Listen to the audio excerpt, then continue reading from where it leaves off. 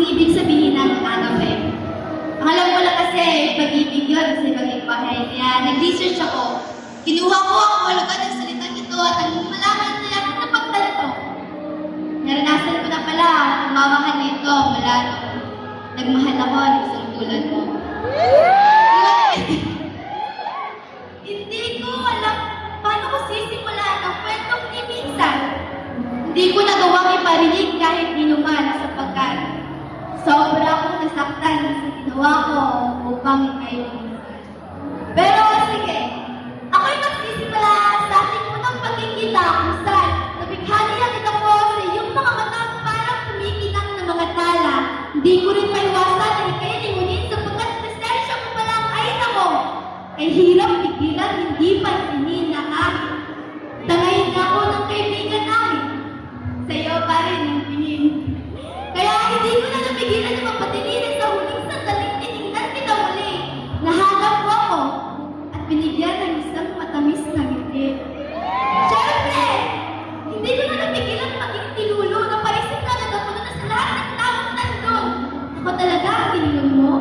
Pwede naman yung kaibigan mo na lang. Eh bakit ako? Pwede naman yung kasama mo. Ngunit bakit ako? Pwede naman ibang tao. Pero, bakit ako? Pakiramdam ko, yun na ang simula ng ating kwento at kung meron pa magkikigulo, may pwesto na agad sila sa presinto. Biro lang. Alam ko naman kasing automatic ka. Sa taglay mong talento at talino, dagdag pa na sobrang wapo mo, bihira talaga mapansin ng isang tulad ko. Kaya, sa sumunod na mga araw, naging kontento na ako sa mga kayo ka tinatanaw. Na-hurt ka lang, nakita kong may iba kang kasayaw. Pero, naligsan naman, ang sakit na naramdaman ng isang iglap lang. Nakatayo ka na sa aking harapan, nakalanan ng kamay, tinatanong ang aking pangalan. Siyempre, hindi pwedeng hindi maging tinulo ulit. Dahil ka akong ipalit ang apelyido mo sa pangalan mong Miguelino ng nakaukit. At alam mo ba kung saan ito mababago? Magpipirma na tayo sa ating marriage certificate. Pero, balik tayo sa aking kinakwento. Nagkabulong na ang mga mataas na utak ko. Hindi ko na alam kung sasabihin sa iyo. Kaya parehas tayong nagulat ng ang pitigkas ko ay idol. Ngunit, masala ang katigas na isipan. Bis, pangalan mo ang sasabihin. Katagahan ang pagkita sa iyo kaya paumanhin. Binibining ko ay sadyang kung may pagkatangarin. Ngunit,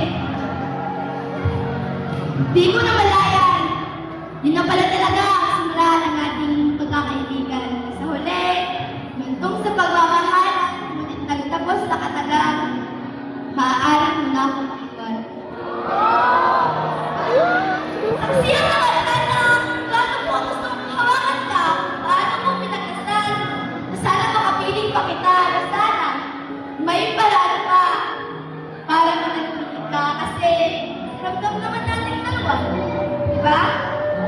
Na mahal mo ako, mahal kita, kaso mapaglaro lang talaga ang tadhana. Binigyan kayo tayo ng oras na sapat na naman upang ikay makilala, sapat lang para mahulog kayo sa isa't isa. Kaya, ang aking napagtanto, nagpaubaya ako. Kasi, kalaban ko yung pangarap mo. Pangarap mo noon pa lang, palaging din sinasabi, ang pinig, pinanais pa kami. Ngunit, kahit sa ano, hindi mo ipagpapalit. Kaso, dumating ako. Hati ang iyong mundo. Nagsimula ka ng parito kung ahayaan mo akong maglaho. O piliin ang pagsunod sa pangarap mo.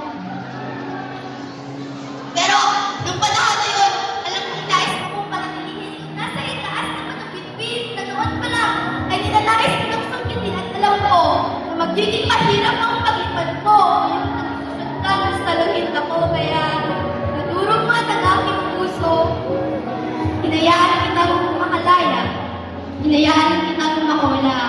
Alam mo lang kung paano ko hinigit kay Badhana na sana ako pa rin hanggang sa pwede na tayong dalawa.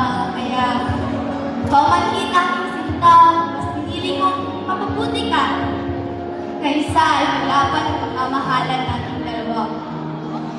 Ayoko magpagkalit tayo, ayoko rin maging pabigat sa'yo, ayoko manahin mo ako habang nag-problema ka sa mga problema mo, ayoko maging dahilan ng iyong pagsisisi kung bakit mas pinili mong manatili sa aking tabi kaysa sundin ang matagal mo nang pinipili. Kaya niyaan kita nahakit ang daan papunta sa iyong pangarap.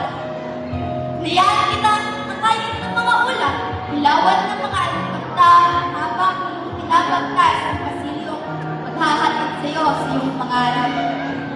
Ayaw mo bang anon? Kaso pinigitan kita sabihan ng huwag mag-alala. Dahil nandito lang ako palagi.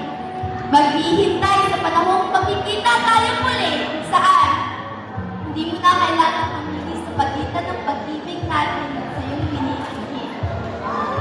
At dumating nga ang panahon na yun. Ngunit sa tadhanay, hindi pa rin nakiayon sapagkat naglaan mo na ang pagmamahal na minsan hinandog mo sa akin.